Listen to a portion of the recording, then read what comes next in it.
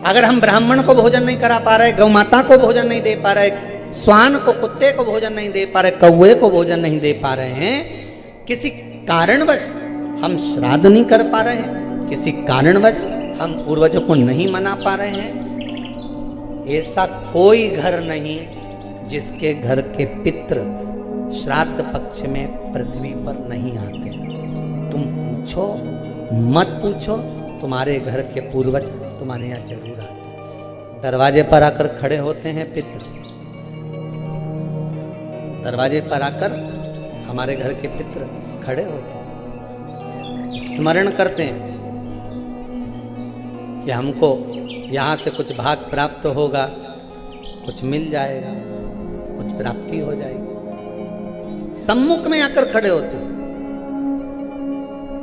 पितृ पक्ष में अगर पितरों को भोजन नहीं मिलता, साल भर भूखे रहते हैं। दूसरे पितृ जो खाकर आते हैं, उनकी जो राल टपकती है, उनका जो कफ गिरता है, हमारे पितृ वो चाटते हैं। वो चाटते हैं तो बद्दुआ देते हैं कि मैं इतना भरा पूरा छोड़ कर आया था, इतना देकर आया था, कम से कम आज मुझे कंडे पर घी और शक्कर ही छोड़ देते, गुड़ का ही भोग लगा देते, कम से कम मुझे राल चाटने को तो नहीं पड़ता। बद्दुआ देते हैं साल भर, इसलिए घर में सुख नहीं रहता, शांति नहीं रहती, पैसा नहीं टिकता, शुभ कार्य नहीं होता, बड़े दुखी होते हैं पितृ, बड़े दुखी होता है। किसी किसी व्यक्ति के जीवन में क्रोध बहुत होता है। आपको लगता है कहीं कहीं कि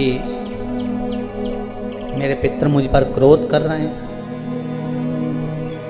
आपको कभी कभी लगे कि मेरे ऊपर पितरों का पितृ दोष लगा हुआ है, या पितरों का श्राप लगा हुआ है, या हमारे यहाँ पर लोग अधोगति में ज़्यादा मर जाते हैं, हमारे यहाँ ये काम ज़्यादा हो जाता है, तो निवेदन है, श्राद्ध पक्ष चल रहा है, प्रयास करिएगा।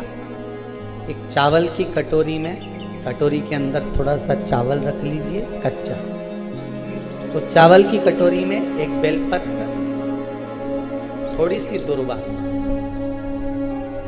बांधकर, पानी का मटका, परिंदा या जहाँ अपना रसोई घर में जल रखते हो, उस कटोरी को वहाँ पर 2 दिन 3 दिन तक रख दो। वैसे तो 16 दिन रखो ज़्यादा अच्छा था, पर जो दिन अपने को मालूम है 2-3 दिन उसको रख दीजिए। घी का दिया लगाइए।